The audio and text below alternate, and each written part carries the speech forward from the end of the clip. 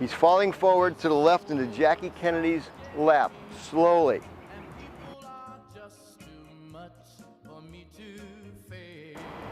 After firing that single shot, the man, who was wearing a dark brown long raincoat and a broad-brimmed hat, similar to what a park ranger would be wearing, walked towards the picket fence at the top of the grassy knoll. The rifle he handed to a man standing behind the picket fence. That man was wearing a hard hat, a construction worker's belt, and had a toolbox. He took the rifle, broke it down into pieces, put it into the toolbox, picked it up, walked away like he was a workman, walked over to a car parked behind the school book depository, put in the trunk, got in, and calmly drove away. In Phil Willis's fifth photo taken that day, the man behind the white wall who was seen by Gene Hill is visible.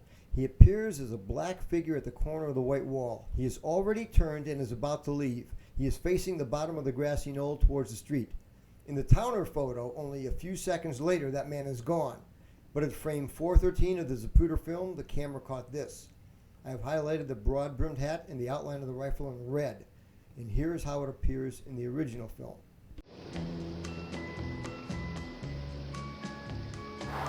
The two shots that struck President Kennedy were non-fatal. The president had to be killed before he left Dallas. More shots were required.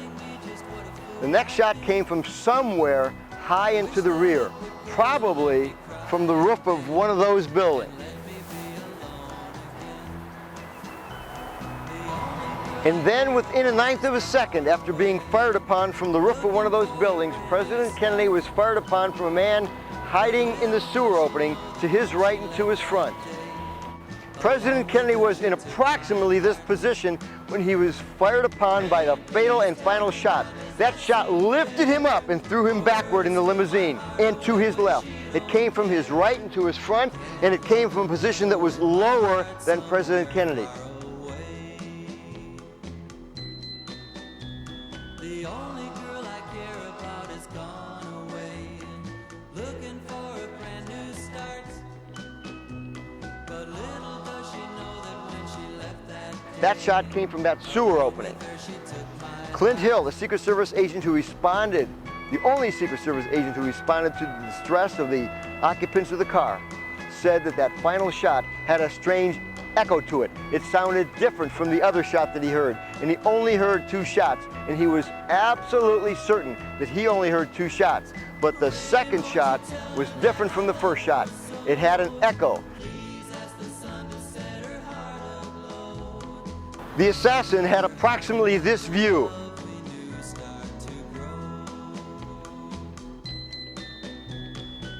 I took this photograph on the 10th anniversary of President Kennedy's assassination. Penn Jones can be seen in the photograph.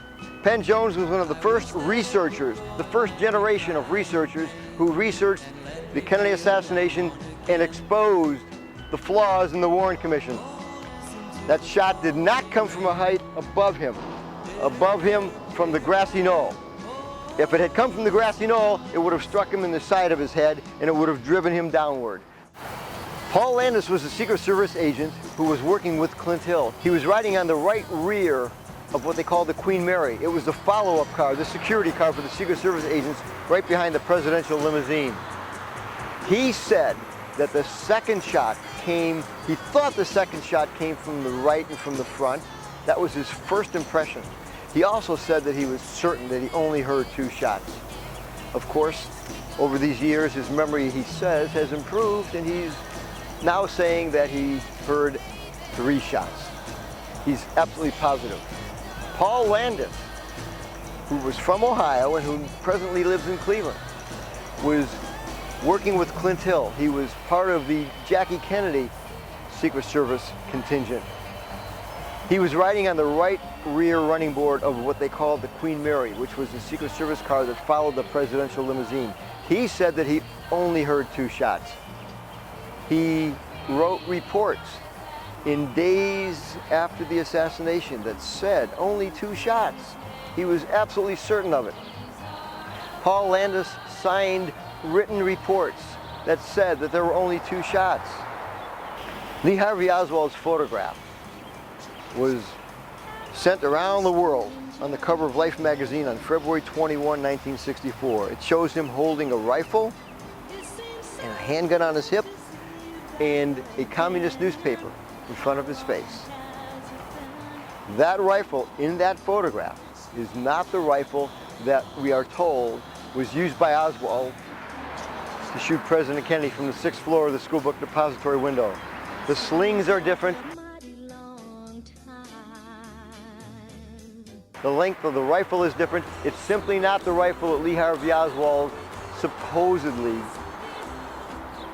sent away for at Decline's Sporting Goods in Chicago. The Warren Commission is based upon evidence which was manufactured, simply fabricated, altered, and much of the evidence was destroyed. The evidence was manufactured to make it appear that Oswald killed President Kennedy. But in fact, there was never any conclusive evidence that Oswald shot anybody on November 22nd, 1963, or that Oswald fired any shots from that building. In fact, much of the evidence is to the contrary. I've studied the assassination for well over 40 years, and I've talked to many witnesses. I've seen much of the evidence, and much of the evidence has been recreated. Much of the evidence has been destroyed. None of the evidence that we see is actual hard evidence. The autopsy photographs, they're forgeries, they're complete fakes. The evidence linking Oswald to that rifle is all manufactured, it's all produced. Nothing leads to the conclusion that Oswald shot President Kennedy. That's why Jack Ruby had to kill Lee Harvey Oswald before he could speak too much more, and of course, before he could ever have a trial. Before Oswald was taken from the custody of the Dallas Police Department, he had to be murdered. That's when Jack Ruby entered the scene. Paul Landis, a Secret Service agent who was working with Clint Hill as part of the Jackie Kennedy detail, was riding on the right rear running board of the Queen Mary. That's the follow-up car. And he said that he only heard 2 shots. He was conclusive that he only heard 2 shots. He signed statements within days of the assassination saying that he only heard 2 shots.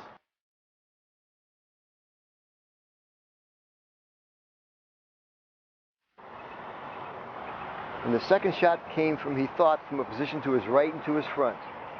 But now, after almost 5 decades, his memory seems to have improved because he says he's certain there were 3 shots.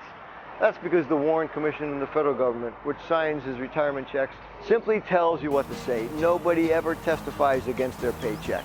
So now Clint Hill and Paul Landis are both saying that there were 3 shots, and they're absolutely certain. Even though they were absolutely certain within days of the assassination that there were only 2 shots.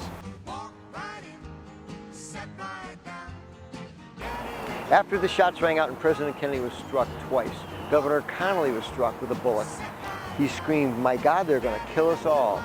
He knew President Kennedy was going to be shot. He didn't expect for himself to be shot. He didn't expect to be double-crossed and betrayed, but he was. By saying they are going to kill us all, he knew that there was more than one assassin. He knew that there was a team of assassins.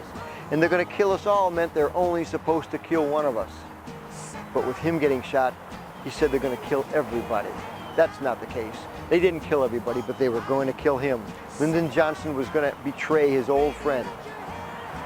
Everybody who was involved in this assassination was killed immediately after the assassination. The assassins who fired the shots, they didn't live more than 24 to 48 hours. They were promised big payments, but they couldn't be walking around with the ability to say that I killed President Kennedy. In any mob assassination, the assassins themselves are killed. And within 24 to 48 hours after this assassination, the people who actually fired the guns, they too were killed. I'm sure they were promised large payments of money, but they never received the money. Very similar to E. Howard Hunt demanding $1 million from Richard Nixon for the Watergate affair. $1 million was given to him, but his wife had much of that money when her plane crashed on December 8, 1972, flying into Midway Airport in Chicago. Here's the money, but you don't get to keep it. That sends a message. During the month of November, prior to the assassination, the #1 hit was Deep Purple. Immediately after that, Dale and Grace achieved the #1 spot with I'm Leaving It All Up to You. And that was the #1 song when President Kennedy was assassinated.